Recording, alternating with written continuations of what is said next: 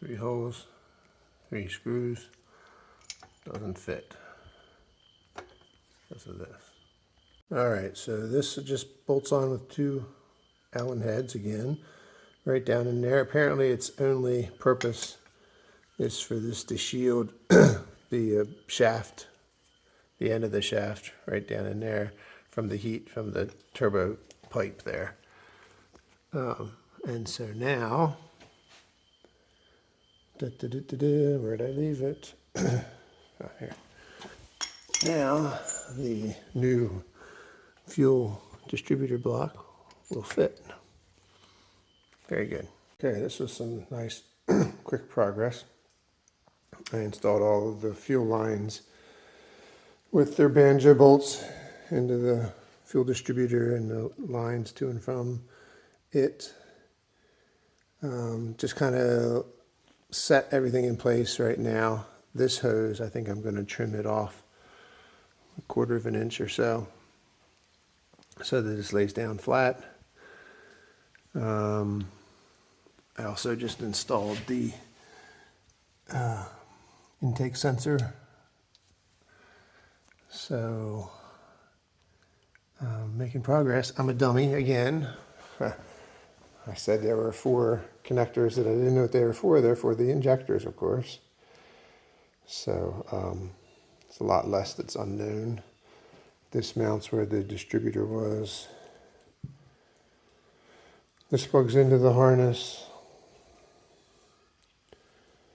These are just grounds. I don't know about these wires that aren't even stripped, if they need anything done with them. I don't know where these go either. But we're figuring it out. We're getting pretty close. All right, welcome back to Scober's Garage. Working on the 931 EFI kit. Put everything up on a table here and arranged it somewhat the way it will be on the car, I believe.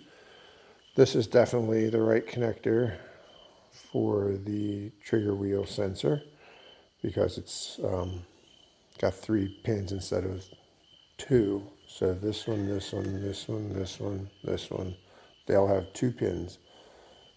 And this one, if I didn't say it.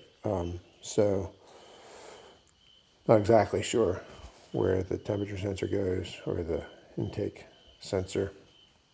But this is definitely right connector because it's different.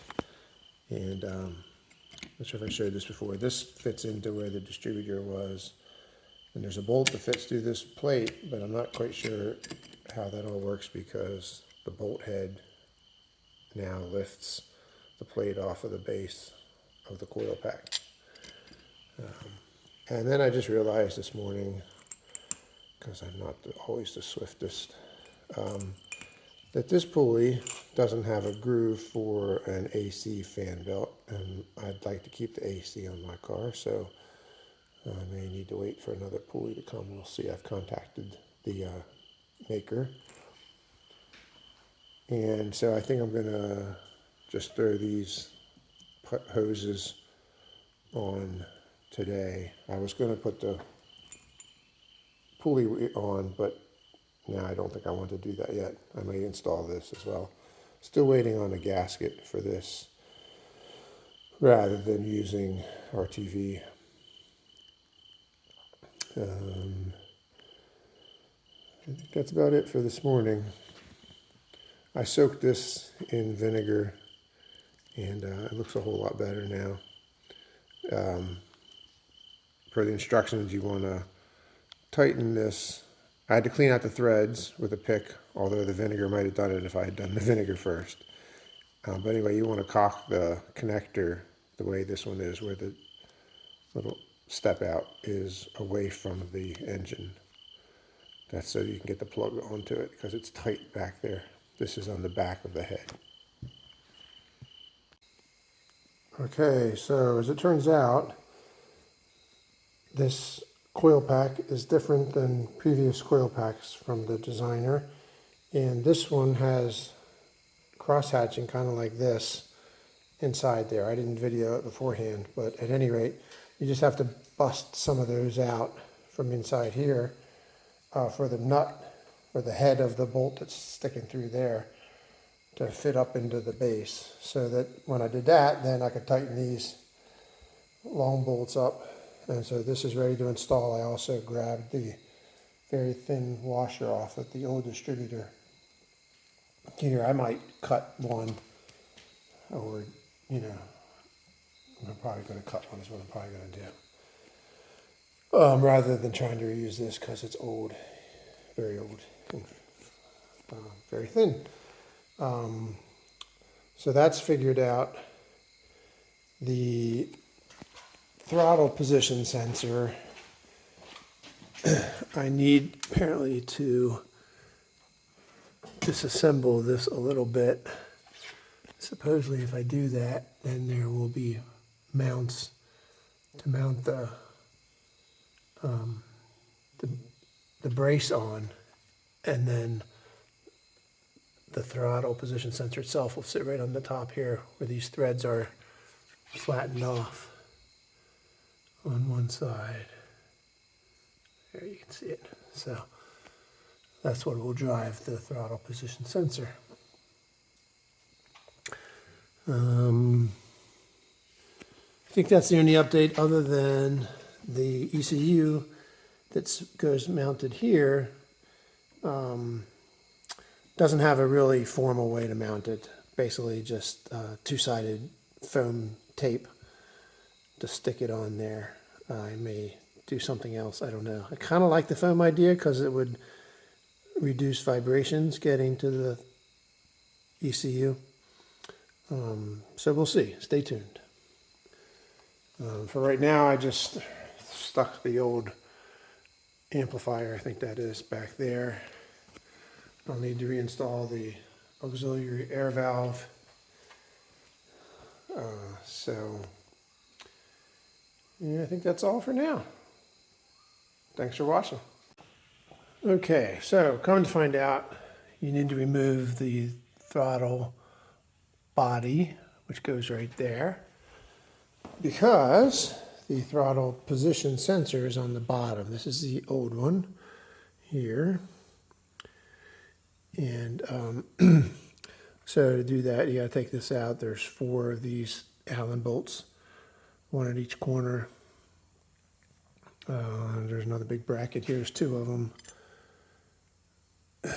that hold this in place.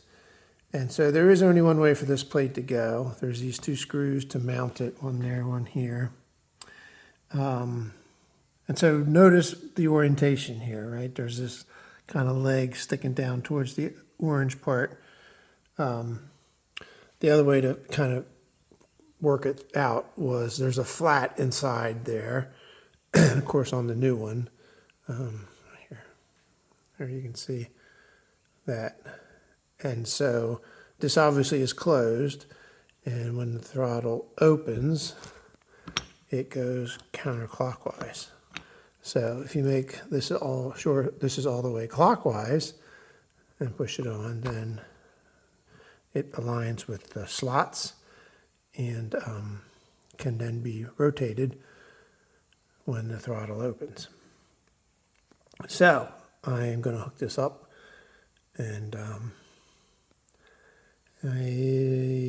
so the other thing I learned, I'll show you this while I'm making the video.